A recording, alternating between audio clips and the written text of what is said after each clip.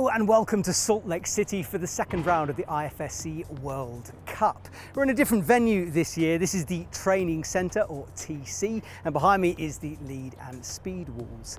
Now, before we get cracking with today's World Climbing Club show, make sure you hit the subscribe button. We've got highlights, interviews, behind the scenes stuff and more, and we don't want you to miss any of the action.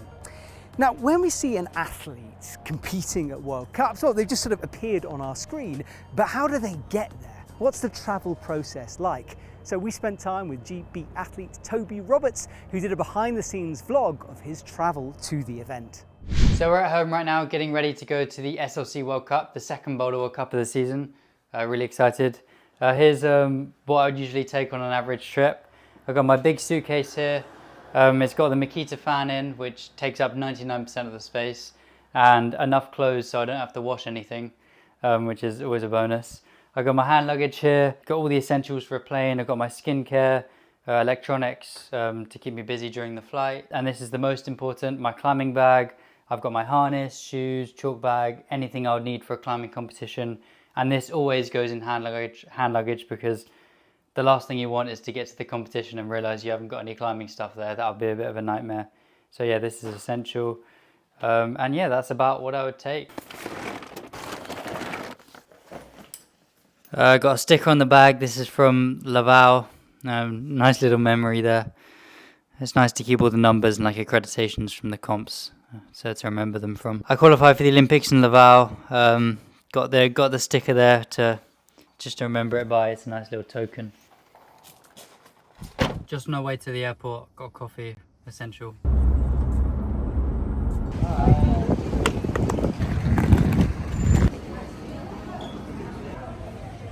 At the airport, and the flight's been delayed an hour and a half, which sucks. Unfortunately, there's no direct flights to Salt Lake City, so we're having to stop over in Seattle.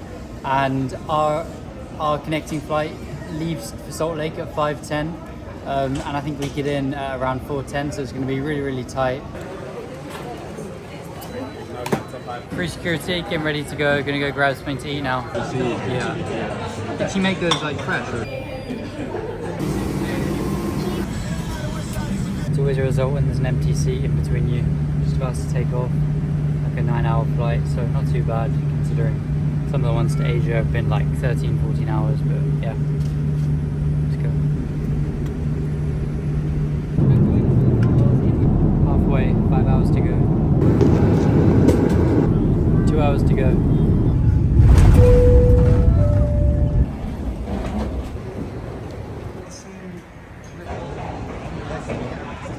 Just landed in Salt Lake. Been up all night, I'm very tired.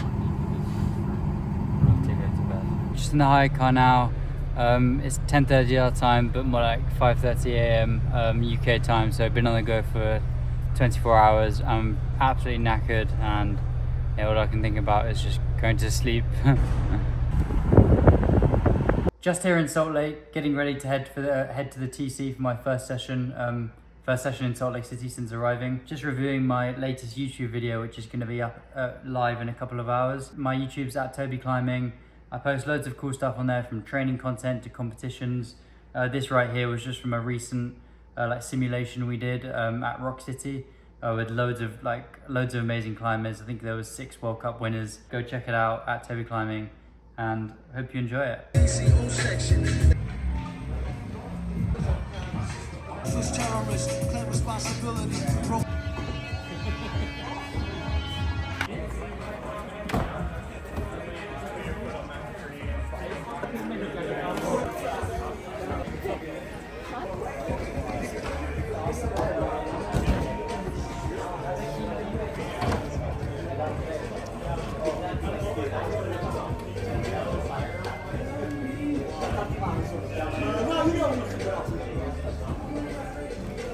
So that's it, finished with training for the first day.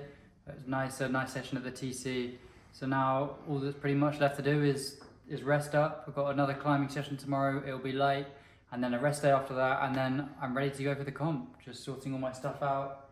I'm really excited, I love it in Salt Lake, and it's gonna be a good competition. So yeah, let's go. Thank you to Toby, and remember, he's got a YouTube channel, so if you want to see more videos like that, well, make sure you give him a follow. follow. Okay, so the training centre, the TC. What is it and where is the bouldering competition? Well, there's a man waiting for me inside who's going to tell me more.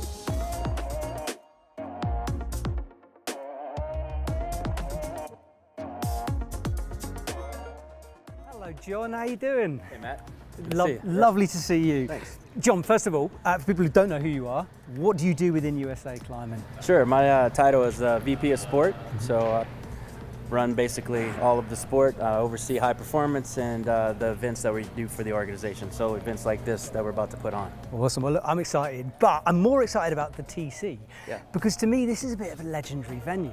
You see it on athletes' Instagrams. It's where Team USA get so good. So first of all, tell me broadly, what is this giant warehouse? Sure. This is where our national team trains on a daily basis. And we're able to concoct the cool movements and things for them on our competition walls. We have this amazing spray wall behind us, and now new to the venue for us is our lead wall and our speed wall that's outside. And we have more and more athletes that are moving to town, seems like every week these days. It does, it really does. Now, to explain to people, this isn't like a normal gym. Like, I can't buy a membership and walk in here as much as I'd love to. Yeah. So how do I get an invite to this legendary place? Yeah, you have to be a certain status within our national ranking. And we have different tiers set up, so that determines the type of access you may have. You may have paid access here, or you may have free access, depending on the status you have on our team. Okay. And last year we were in a park doing this competition. Today we're not. So why this change? Well, our event is much earlier this year, and in Salt Lake, I mean, even if you've been to the events in the years past, we've always had some rainy days and some risky, maybe we would have to pause or shut the event down. This year, with us being so early, it was necessary for us to be inside of a venue, and this was the space that we already had, and we're going to make a cool venue for everyone to see. Awesome. Well, I'm glad you have a good roof. That's important. Now, I'm presuming, as cool as that spray wall is, that this isn't where the boulder competition is. So where's that happening? It's actually happening on the north side of the facility. Okay. We've got our big comp wall set up that you may have seen in Pioneer Park, and lots of cool sport production that's going to be for us. Can we see that? Absolutely. Lead away. Wow, so it literally is the same wall as last year, but indoors rather than outdoors. Exact same wall. All right. Well, look, it looks incredible, number one. Tell us a bit about how you've got this building ready for a competition, because usually it's not a comp venue. No, it is just a warehouse. So we're taking a warehouse where we had the luxury of having our competition wall set up for several months now, and so our athletes have been able to train in here. But we're taking this and building it out into a venue that's hopefully befitting of more than 1,000 people being here to watch this, spectate this event. See, that's what I'm looking forward to, because in a park, people get lost. It's a bit big, whereas in this place, I can imagine the noise and the atmosphere that's going to be created. That's one of my favorite things about these comps. And in Pioneer Park, 4,000 people screaming and yelling is one thing, but in here, even 1,000 people screaming and yelling is going to be quite different. It really is. Okay, well, that's the wall. We know about the wall from last year. I want to talk about the TC a bit more. So what does it allow you to do in terms of USA Climbing and progressing the athletes? It's a good asset to have, isn't it? Absolutely. Yeah, we have, like I said earlier, we have the ability to create movement that's unique or that challenges our athletes in weaknesses that they may have. And having all of the different assets now, our comp wall or just our training walls that you saw a minute ago, and then our lead wall and speed walls gives us the ability to play with the athletes and challenge them in the right way so that they're performing at their highest level come competition time. Nice. And then once we're done with this and we move outside, lead and speed, we're used to that as a setting, but I can't believe you have like your own lead wall in the back garden almost. Like, it's crazy. Like that, again, fairly new facility for the TC. Sure. Yeah, only just this last year we had it up through the fall, pulled it down for the winter, so it's just gotten reset. And it's a new tool that we have to sharpen our athletes. Awesome. Well, look, John, we're the day before the competition. That's why it's a bit carnage and messy, but soon it's going to be comp time. And in fact, that's where we're going to flip to right now. Let's find out who did well in the qualies and has made it through to the semi-finals. The men's competition is wide open after quite a few athletes decided to save themselves for the OQS qualifier next week, although there were some big names present. Austria's Gianluca Posch is leading the way, top in his group and on form as he sent the first boulder, a slab, in just 2 goes. He cruised all 5 boulders in just a few tries and is one to watch out for in the semi-finals. Also in form is Serato and Raku from Japan. He seemed relaxed and one of 3 men to top all 5 climbs. He's certainly one of the favourites on paper. His teammate, Tomoe Narasaki, is looking for his 2nd Boulder Gold of the season, and his brother, Meiichi Narasaki, also had a good round, with 4 tops on his way to a 7th place qualifying finish. There aren't many athletes who have made the decision to compete at the OQS and the Salt Lake City competition because of the time difference. So, Simon, you're one of those people. Why have you decided to do this? So the goal for me was just to have one more comp before the OQS, to be more in that routine of comps and just to, like, my body can handle the pressure a bit more. And that was the goal, yeah.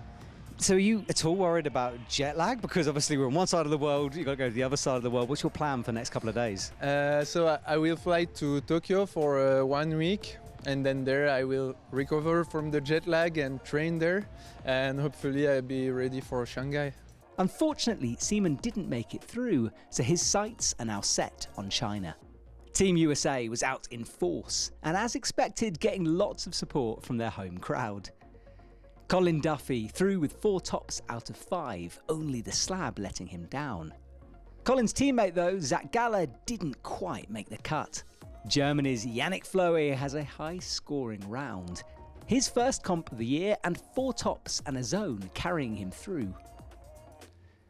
Already qualified for the Olympics is Austria's Jakob Schubert, and he's using the first few comps of the season to see where his form is at. Clearly, it's in a good place.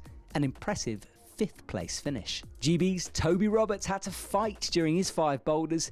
He made it through in the top 10, but had some slips and falls along the way. Qualifying in the same position as Toby is France's Manu Cornu, the flamboyant Frenchman into the semi-finals.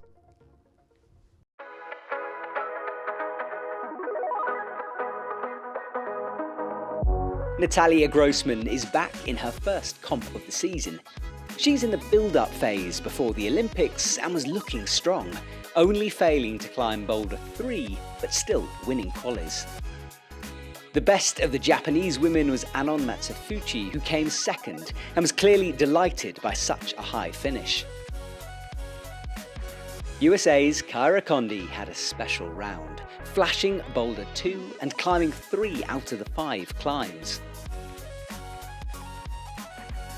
So Kyra, what a round you just had in that qualifying session. The crowd were going crazy. Just tell me a bit about it. Yeah, I have a new tactic where I try to stay really calm in between each boulder. Sometimes it's really easy to get too excited or too frustrated. And so after every boulder, I try and come back behind the wall and just calm down. And it's really been helping me both in China at the first World Cup and at this comp. So that's definitely what I've been trying to focus on, and it's been working.